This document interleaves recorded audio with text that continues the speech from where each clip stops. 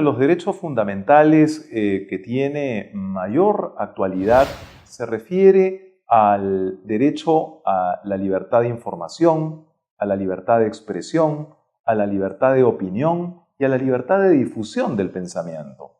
Todos ellos forman parte de un núcleo que tuvo su primera acogida en el ámbito del derecho, diríamos, a partir de la Revolución Francesa. Como sabemos, en 1789 se produce la Declaración de los Derechos del Hombre y del Ciudadano, y desde entonces se entiende que estos constituyen derechos esenciales, derechos fundamentales y característicos del modelo republicano. Como sabemos bien, la Revolución Francesa trajo consigo un nuevo orden mundial y el establecimiento de regímenes republicanos que fueron contestatarios respecto del absolutismo precedente. De este modo, estas libertades a las que estamos aludiendo se han constituido desde siempre en baluartes fundamentales del ordenamiento democrático y del ordenamiento propio de las repúblicas. En consecuencia, tienen un altísimo valor. Pero estos que son derechos fundamentales no son ilimitados, como no lo es ningún derecho. Entonces, encuentran un límite frecuentemente en otros derechos que son también fundamentales, como por ejemplo el derecho al honor o el derecho a la intimidad.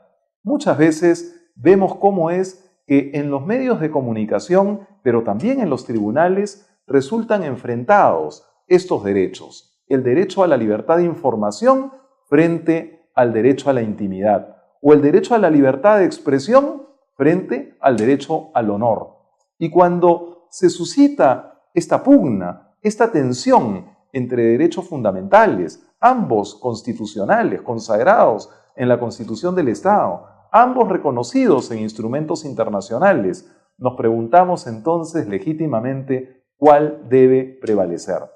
Allí, la doctrina y la jurisprudencia en los Estados Unidos de Norteamérica han sido pioneras en establecer el criterio del balancing, es decir, de la ponderación entre uno y otro derecho en función de circunstancias determinadas.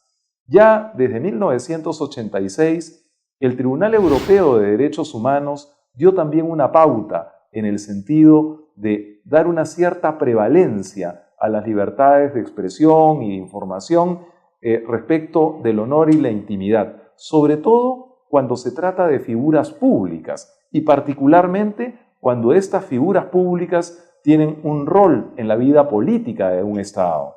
Y esto precisamente porque se entiende que estos derechos a las libertades de expresión y de información constituyen hoy baluartes sustanciales del ordenamiento democrático. Sin estas libertades no es posible el libre flujo de opiniones, no es posible el recambio en las posiciones dentro de un electorado y tampoco será posible el recambio y la alternancia en los gobiernos. De modo tal que cuando hablamos de estas libertades, ciertamente hablamos de derechos fundamentales, esenciales, baluartes y garantía del ordenamiento democrático y republicano.